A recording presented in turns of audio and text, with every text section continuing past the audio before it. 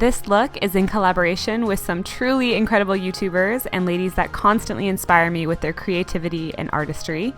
Please go check out their mythological creatures and show them all the love in the world, and I hope you enjoy my faun.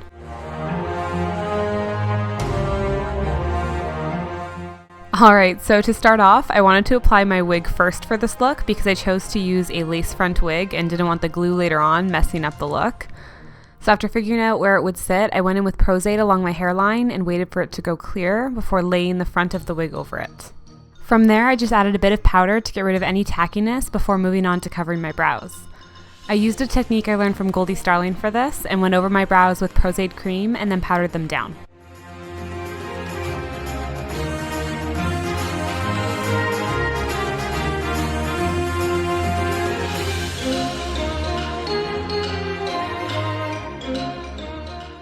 With that done, I went in with a clown white cream and focused that on all of the high points of my face, being sure to get the sides of my nose as that will help with contouring later on.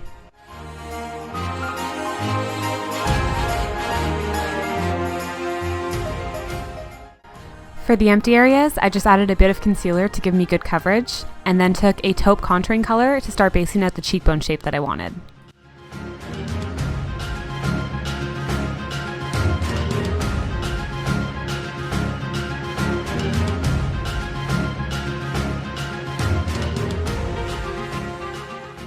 And since I always forget, I also made sure to powder down all the white cream, as the clown white can be rather tacky and hard to blend if not set.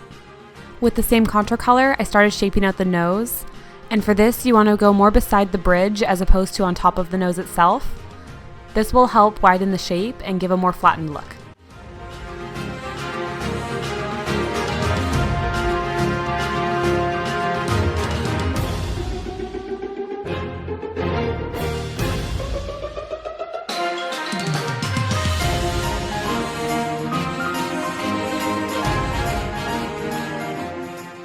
I deepened the color along the cheekbones a bit, something I go back and do a few times just to continually enforce the imagined bone structure, and then I also carried the color along the outside of my face.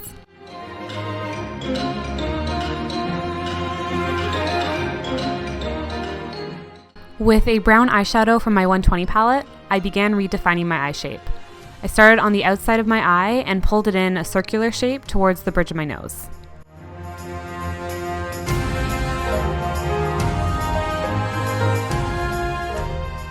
Getting the two eye shapes even can take a bit of patience, but by continually looking at a mirror straight on, it should become easier to see where to shade.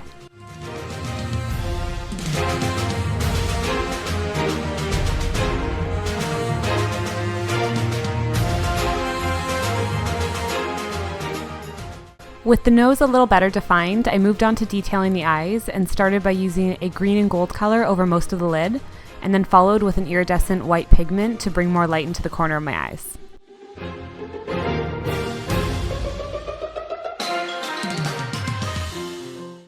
To make a stronger eye shape, I used a black gel liner and created a double winged look, while also adding the thickened tear duct shape on the inner corner that's common in a lot of animal eyes.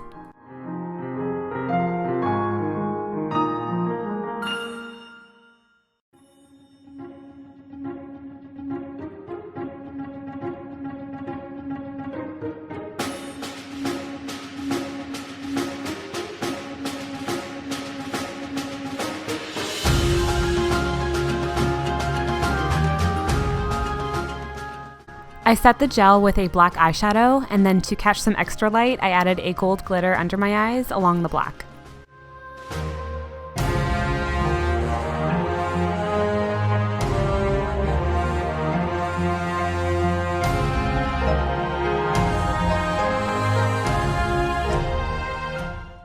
With the same liner, I just went about making the nose shape, being sure to try and line it up with the contouring that I did earlier.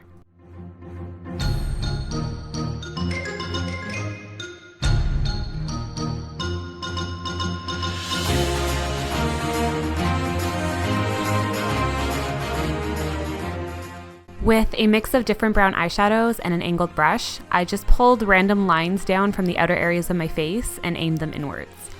I made some lines thicker than others at the base and didn't really worry about keeping them symmetrical, as most animal markings rarely are.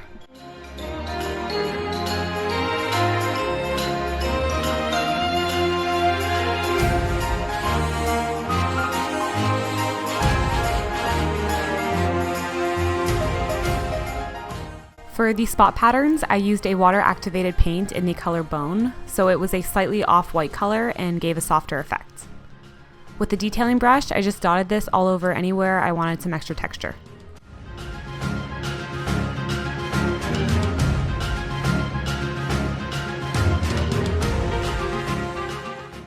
For the lips, I only wanted the upper half to be black, so I lined the upper lip with a black pencil and followed with the gel liner. And then for the lower lip, I followed with some neutral shadows and pulled them lightly downwards.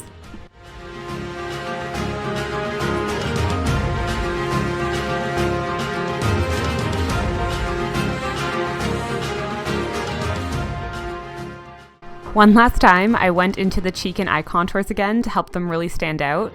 I used a darker brown and then a black shadow to really increase the depth and dimension in those areas.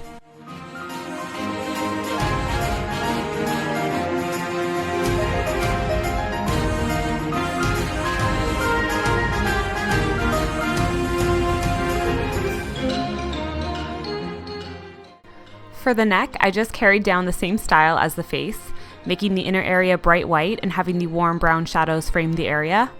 And then of course, I followed that with the line and spotted patterns that I did along the face.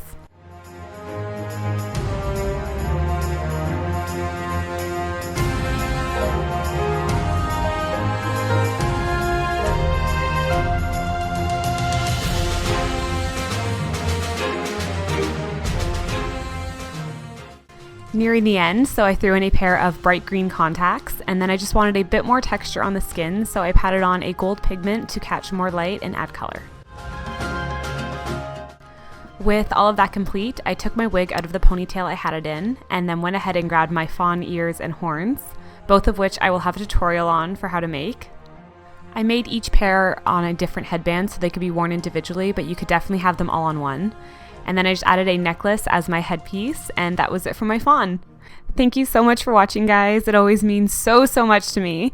And please don't forget to check out the other incredible artists in this collab.